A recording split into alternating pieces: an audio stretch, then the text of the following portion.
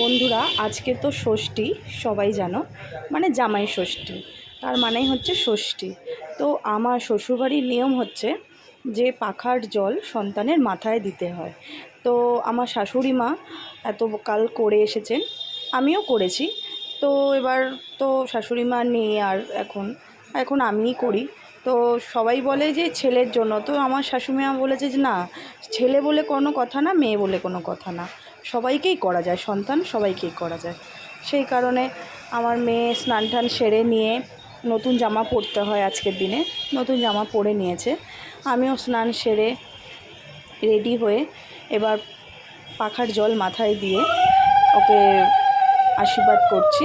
তো এটা নিয়মটা বলতে এটা কিছুই না, সন্তানের মঙ্গলের জন্যই এই ষষ্ঠী, যেটা মা ষষ্ঠীকে পুজো দেয় সেটা, আর কিছুই না। তো আমাদের এই ষষ্ঠী করে যে নিরামিষ খেতে হয় এমন কোনো কথা নেই, আমাদের সবই খায়, মাছ মাংস ভাত সবই খায়। আমি বিয়ে হওয়ার পর থেকে আমার শাশুড়ি মা আমার বরের জন্য, ননদের জন্য যেটা করতো, যেরকম দেখেছি আমিও সেরকমই করি। তো হয়ে গেছে জল দেওয়া ওকে। এবার আমার ভাই বলছে চল তোকে কটা ফটো তুলে দিই। তো আমিও তো পোজ দিয়ে দাঁড়ালাম, ছবি তুললাম, ভাই ফটো তুলে দিল। তো এবার পর্ব শেষ। এবার তো আমার সোনা গোপালের, আমার ছেলেকেও তো স্নান টান সারিয়ে ওকেও তো নতুন জামা পরাতে হবে, কেননা আজকে ষষ্ঠী বলে কথা। তো ওকে তো সুন্দর দেখতে লাগতেই হবে। তো ওকে কাজল টাজল পরিয়ে দিয়ে, নতুন জামা পরিয়ে দিয়ে ওকে সুন্দর করে সাজিয়ে গুছিয়ে ও রেডি হয়ে গেল। তো এবার আমার বড় গোপাল সোনা রেডি হচ্ছে, স্নান করে নিল, তারপরে পাউডার মেখে নিল গায়ে, ও একটা নতুন জামা পরে নিল, সুন্দর করে কাজল পরিয়ে দিলাম। দুজনেই রেডি হয়ে গেল।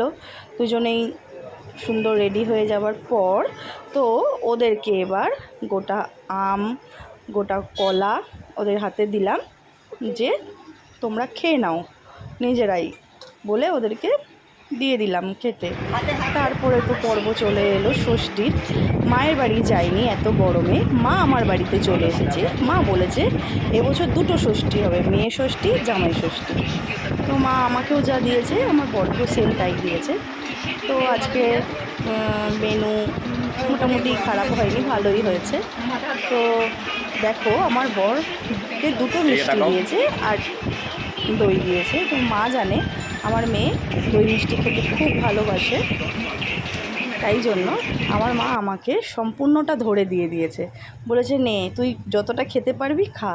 তো আমার তো দেখে খুব মজা হচ্ছিল যে মা আমাকে সম্পূর্ণটা ধরে দিয়েছে, তা বলে আমি পুরোটা খেতে পারবো না, তাও মজা তো হচ্ছিল যে আমাকে মা পুরোটা ধরে দিয়ে দিয়েছে।